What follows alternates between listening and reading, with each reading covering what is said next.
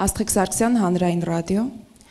Պարոն վարչապետ, մինչ Հայաստանի իշխանությունները նոր կոմունիկացիաներով խաղաղ տարածաշրջան են նախագծում, փորձում ներգրավել կամ ներգրավում միջազգային գործընկերների, Ադրբեջանի նախագահը անում է հայտարարություններ, որոնք հակասում են Վաշինգտոնյան պայմանավորվածությունների խաղաղասիրական ոգուն։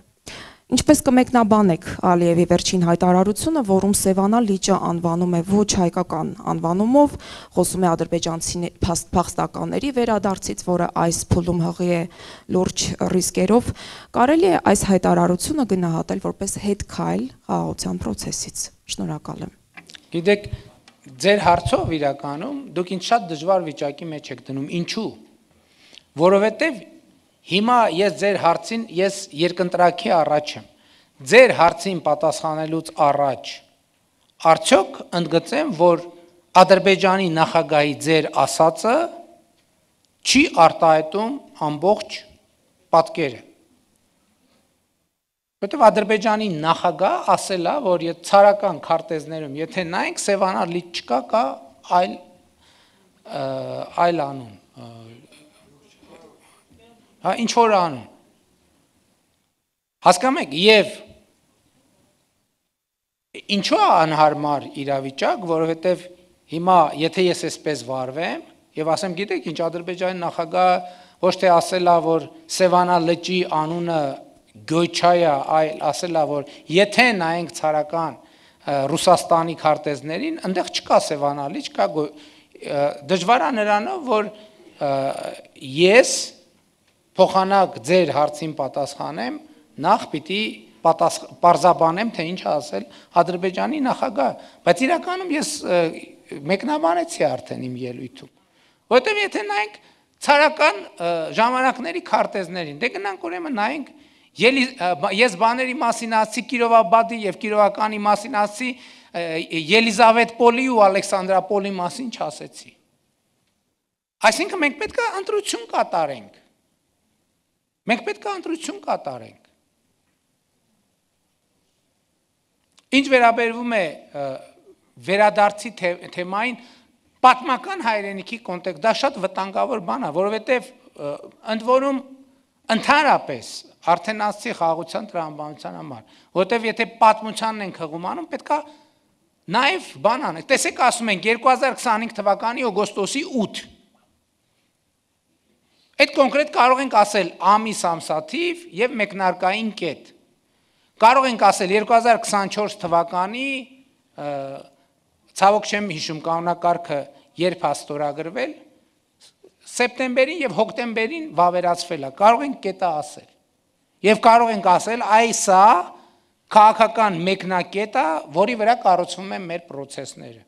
Պատմական հայրենիքը ո՞ր թվից է սկսում։ Պատմական հայրենիքը ո՞ր թվից է սկսում։ Մեր թվարկությունից առաջ 70-ականները օրինակ կարա լինի այդ պատմական հայրենիքի մեկնակետ։ Կարա լինի, թե չէ լինի։ Այսինքն որը մեկը համաձայնա, նախ այս հարցը ճշտենք։ Մեկը կասի 50 տարվանն է, ասցի, կան ուժեր եւ մարդիկ, ովքեր ասում են ամենալեգիտիմ մեկնակետը 1920 թիվն է, լեգիտիմ մեկնակետը 1920 թիվն է, մարտից նոյեմբեր ընկած ժամանակաշրջանը։ Դրանից ավելի լեգիտիմ հենք պատմության գոյություն չունի։ Եվ կհիմնավորեն մարդիկ։ Մի մասը ասում է 500 տարի առաջ։ Եթե ուշադիր լինենք, եթե մենք գնում ենք պատմական մեկնակետի տրամաբանությամբ, հազար ներողություն, հույս ունեմ շատ լուրջ չեք ընկալի, կամ Մոնղոլիան կարող է մեզ ասի մի հատ շատ լավ, եկեք բան ունեմ ձեզ ասելու։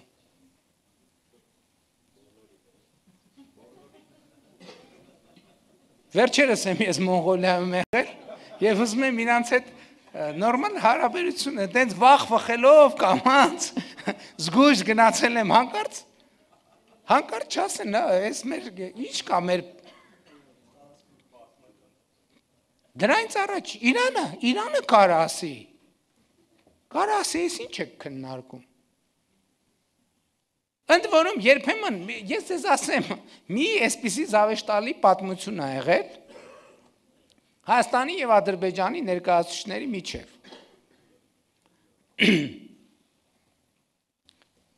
Ուրեմն մի բանավեճի ժամանակ, չասեմ որտեղ է տեղի ունեցել այդ բանավեճի եւ մասնակցությամբ, կողմերից մեկը մյուս կողմին ասել է հիմնավորելու համար իր քաղաքական դիրքորոշումը, ասել է դու գիտես որ մեր լեզվով զանգ նշանակում է զանգ։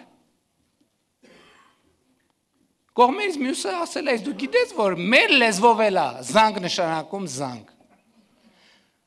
Ու ընդհանրապես հետո պարզվել է որ այդ զանգը պարսկերեն է նշանակում զանգ։ Հիմի ումն է պատմական ճշմարտությունը։ Ումն է պատմական ճշմարտությունը։ Արաբական երկրները Բյուզանդիան հույները որ սկսեն մակեդոնացուն հիշել ընդհանրապես Հռոմը իտալացի մեր գործընկերները ասում մենք ուր կհասնենք։ Ես էլ եմ ասում, մենք այդ պատմությունը կարդացել ենք եւ մենք իմ գնահատմամբ արդեն իսկ ստեղծել ենք նոր պատմություն, 2 տարվանն էլ է պատմություն։ Նոր պատմություն։ Եվ ես կարծում եմ, որ մենք պետք է շարունակենք այդ պատմության ստեղծումը։ Հա, այդ ընթացքում եւ ելի եմ ասում, ոչ կասեմ բարեբախտաբար, ոչ էլ կասեմ դժբախտաբար։ Պատմական սոցիալ հոգեբանությունը մի բան չի, որ սենց ռուբիլնիկը քաշես ու կանգնացնես, անջատես, անջատիչով։ Մենք պետքա կարողանանք անցյալը տարբերակել ապագայից։ Ընդ որում ապագան այսօրը եւ ապագան նույնիսկ 2024 ապագան նույնիսկ 2024 թվականն է։ Մենք արդեն 2 տարի ապրում ենք ապագայի մեջ։ Հիմա պետք է ընտրություն մենք շարունակելու ենք ապրել ապագայի մեջ։ Որը այսօր է։ Եվ դա մեր ռազմավարությունն է։ Հիմա նույն տրամաբանությամբ ես ձեզ ուղիղ ասեմ։ Նույն տրամաբանությամբ, երբ որ Ադրբեջանը բան անենք, մոնիտորինգ անենք, Ադրբեջանում կարծիքները եւ այլն ժամանակ առ ժամանակ ներկայացնում են թե ինչ զեկույցներ կա։ Օրինակ Ադրբեջանում այսպիսի դիսկուրս կա, ասում են Հայաստանը ճիշտ չի ասում, կեղծում են, որ տարածքային ամբողջականությունը ճանաչել են Ադրբեջանի։ Ոնց են հիմնավորում, ասում են, բա ինչ է միջև մի ազգային ժողովում Լեռնային Ղարաբաղի դրոշները դրած։ Դե իրանց ընկալումն է։ Դե ասում են, դե եկեք մենք որ իրանք տենց է, եկեք մենք ասենք գյոյչա։ Ստեղ էլ ասում են, դե որ ասին գյոյչա, եկեք ասենք բան։ Գանձակ ասենք։ Եկեք ասենք կովսական, եկեք ասենք քաշաթաղ։ Իրանք ասում են, տեսեք ասցին ջրական։ Եկեք ասենք, որ Երևանը հին ադրբեջանական քաղաք է։ Ու ասում են Երևանը հին ադրբեջանական քաղաք է։ Այնտեղ նայում են, ստեղ նայում են, ասում են, տեսեք ասցին Երևանը հին ադրբեջանական քաղաք է։ Եկեք հիշենք, որ Արամյանցն ու Մանթաշյանն են Բաքվի նավթի տերը։ Բա Ադրբեջանն էլ ասում է, որ խորհրդային միությունը այդ ապօրինի զավթել է բաները։ Շատ լավ, դե ուրեմն Արամյանցի եւ Մանթաշյանի սեփականությունը, որպես մենք ժառանգորդներ, հասկանում եք ուր ենք հասնում, ուր ենք գնում։ Դա սխալ ճանապարհ է։ Ու ընդ որում, այստեղ բացի մեր երրորդ կողմի Հայաստանի եւ Ադրբեջանից դուրս Այսինքն Հայաստանի Ադրբեջանի մի ներկայացուցիչ չկա, որ ինքը ի սկզբանե սենց բան ա եղել, իմաստուն ա եղել, եւ այս տրամաբանությունից դուրս մենք բոլորս եղել ենք այդ տրամաբանության մեջ, որովհետեւ մենք մեր երկրների, մեր ժողովուրդների սոցիալ հոգեբանության կրողներն ենք։ Մենք մեր պատմության զավակներն ենք եւ սպառողներն ենք, այո, բայց մենք պետքա Հարց տանք մեզ, մենք ի վիճակի ենք քաղաքական առաջնորդություն ստանձնել։ Մենք այդ հարցի պատասխանը տվել ենք։ Մենք այդ հարցի պատասխանից չենք հրաժարվելու։ Դա մեզ համար ռազմավարություն է։ Եթե որևէ մեկը հրաժարվելու է կամ հրաժարվում է, թող ուղիղ ասի։ Ակնարկների կարիք չկա։ Եվ ակնարկները չեն էլ աշխատի, որովհետև ունենք լեգիտիմության, որովհետև այդ ակնարկները եթե նույնիսկ լինեն, դրանք լեգիտիմ չեն, որ լեգիտիմությունը բխում է ընդունված փաստաթղթերից։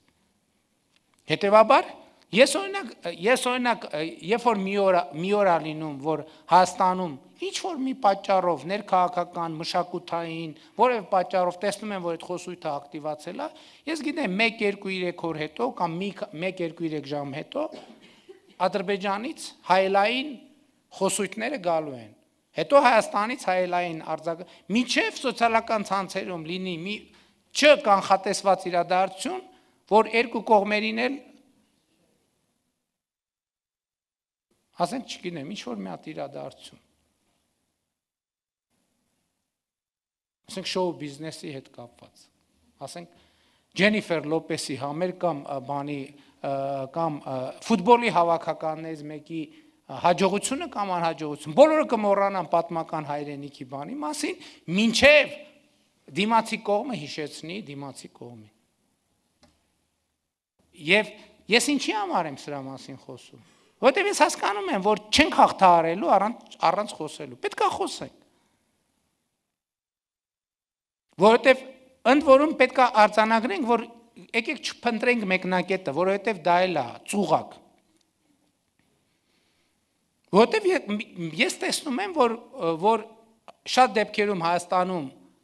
մարդիկ չեն տեսնում փող կապերը բանի, այդ երևույթների, քաղաքական խոսույթների, ընդ որում երբեմն էական չի ընդդիմադիր, թե կառավարական։ Եվ Ադրբեջանում էլ չեն տեսնում։ Մենք պետք է խոսենք սրա մասին։ Պետք է խոսենք սրա մասին, եւ ես ուրախ եմ, որ այսօր առիթը կա, եւ ես խոսում եմ դրա մասին, եւ սա հրապարակային խոսույթ է, եւ մենք այս գիծը տանելու ենք։ Չմոռանաք հավանել տեսանյութը եւ բաժանորդագրվել Civic AM-ի YouTube-յան էջին։